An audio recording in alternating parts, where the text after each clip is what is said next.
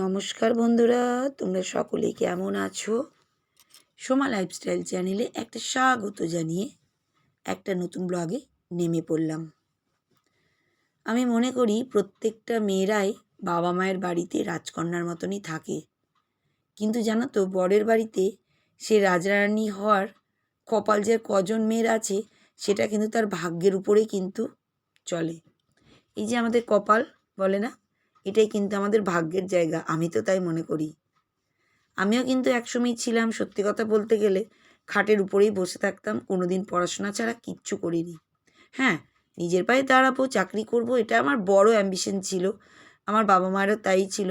কিন্তু এই যে ভাগ্যক্রম যেটা হয়, ছোটোবেলাতেই বিয়ে হয়ে গেছে, শ্বশুরবাড়ি চলে এসেছি। হ্যাঁ, একদম যে আমি খুব কষ্টের মধ্যে থাকি শ্বশুরবাড়িতে সেটাও নয়, মোটামুটি মধ্যবিত্ত ফ্যামিলিতেই আছি, যেমন আমার বাবার বাড়ি তেমনই আছি। এইগুলো তো করতেই হয়, সংসারের কাজ।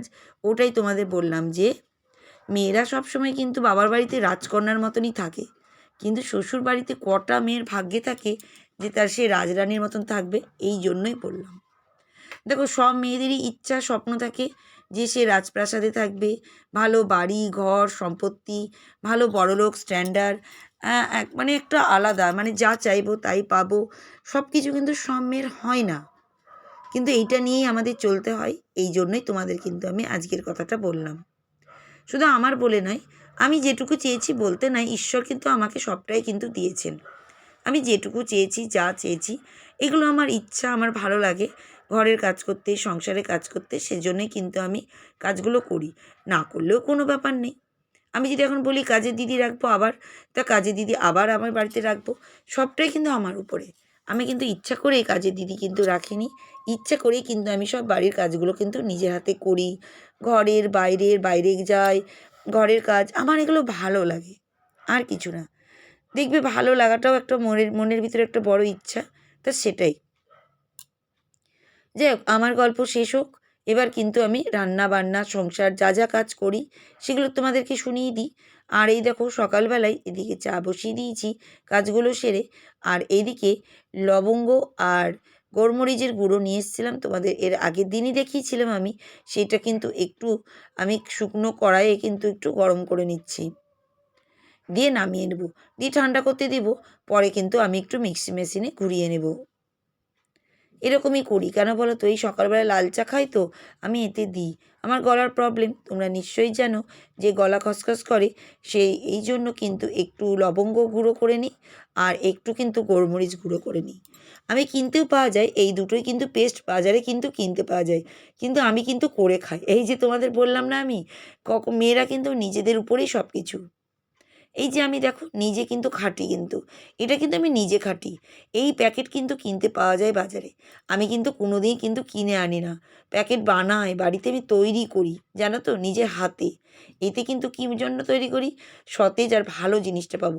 প্যাকেটের মধ্যে কত কী মিশিয়ে দিচ্ছে ওই পেস্ট করাগুলো, বরঞ্চ আমি যদি নিজে বানিয়ে নিই বাড়িতে, তাহলে তো আমি জানতেই পারছি কটা লবঙ্গ আর কটা গোলমরিচ আছে ওর মধ্যে, বলো তো। এইটাই, এইভাবেই কিন্তু মেয়েরা না চেঞ্জ হয়ে যায়। ওই যে বললাম, বাবার বাড়িতে আরাম করেছি, শ্বশুরবাড়িতে নিজে বুদ্ধি দিয়ে কাজ করে চলছি, এর জন্যই খাটতে হচ্ছে, না হলে কোনো ব্যাপারই হতো না। আমি যদি লবঙ্গ আর গোলমরিচের গুঁড়ো প্যাকেট কিনে আনতাম, তাহলে এত আমাকে খাটতেই হতো না। এটাই হচ্ছে ব্যাপার।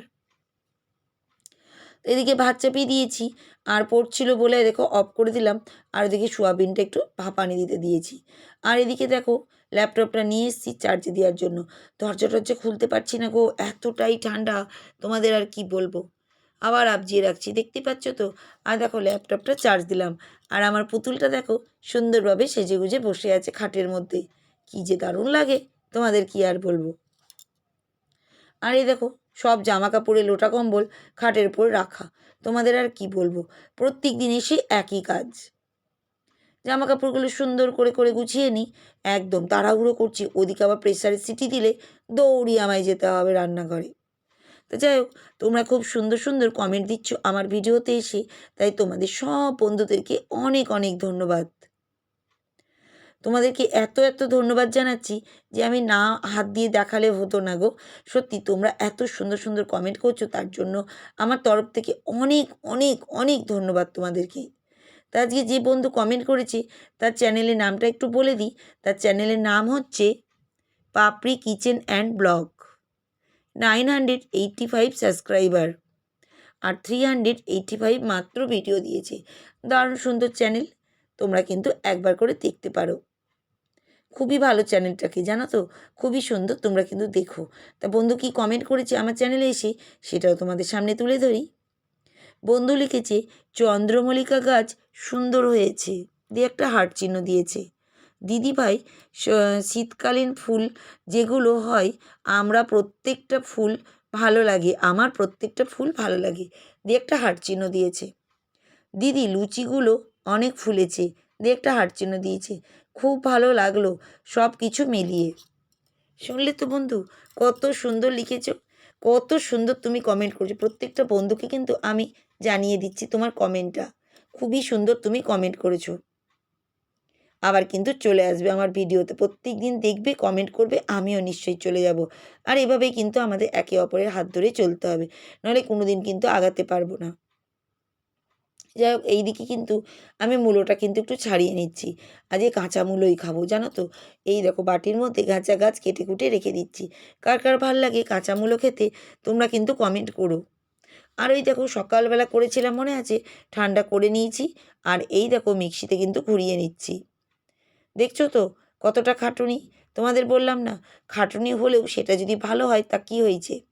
আর ডিমটা রেখেছি, দাঁড়াও আবার ডিম ভাজা করব, রান্নার শেষ নেই গো। ওই দেখো দেখে নিলাম হয়েছে কি না।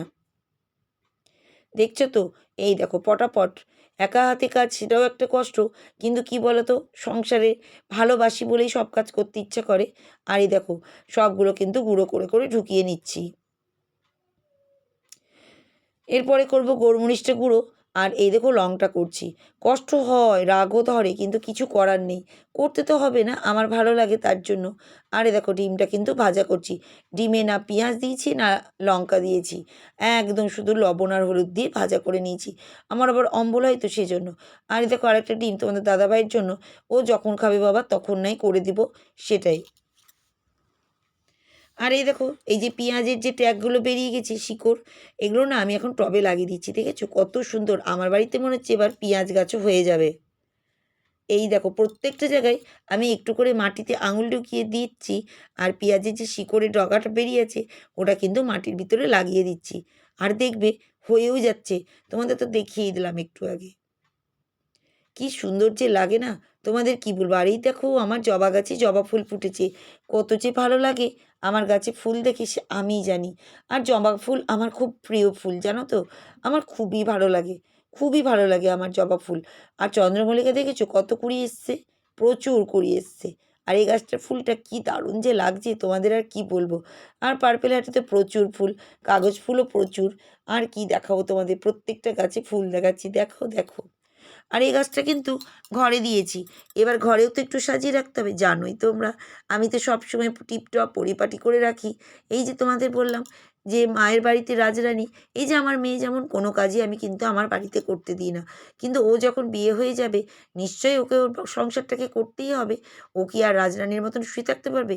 সেম আমারও তাই, আমি নিজের সুখে নিজের ভালোবাসাতেই কিন্তু আমার গাছটাই কিন্তু পরিষ্কার করছি। আর দেখো দেখতেও সুন্দর লাগে। এই গাছটা না অনেকজন ভাবে প্লাস্টিক গাছ, না গো, এটা একদম ন্যাচারাল সবুজ আমার গাছ। ব্যালকনিতে আরও দুটো আছে এই গাছ, তোমরা নিশ্চয়ই দেখেছো। আসলে এরকম গাছ কিনতে পাওয়া যায়, জানো তো, সেই জন্যই সবাই ভালো। আরে দেখো আমি স্নানটা করে নিয়েছি, আর আমি কিন্তু জবা ফুলটা ছিঁড়ে নিচ্ছি আমার মাতা মারিয়ার চরণে কিন্তু দেওয়ার জন্য। কী যে ভালো লাগে না ফুলটা দেখে, আমার খুবই ভালো লাগে। আমরা খ্রিস্টান তো, আমাদের কিন্তু জবা ফুল নেই দেওয়া, কিন্তু আমি আমার মাতা মারিয়াকে একটা ফুল যেমনই হোক ওনার চরণে দিয়ে কিন্তু আমি শান্তি পাই, জানো তো তোমরা। তার জন্য মায়ের চরণে কিন্তু আমি ফুলটা অর্পণ করলাম। আমি জানি না, আমার মায়ের কাছে দিলে যেন আমার মনে শান্তি লাগে। সত্যি বলছি তোমাদেরকে, আমি ভীষণ ভীষণ আমার শান্তি লাগে। একটা ফুল যেন আমার মায়ের কাছে মনে হয় যেন আমার মায়ের চরণে দিয়ে আমার মনে যেন শান্তি চলে আসে। এই জন্যই কিন্তু জানো তো আমি যা ফুল পাই, আগে নয়নতারা 2-3টে হতো, সেটাও মায়ের চরণে কিন্তু দিতাম। আর একটু ধূপ দিই স্নান করে উঠে, তোমরা কিন্তু জেনেই গেছো এতদিনে।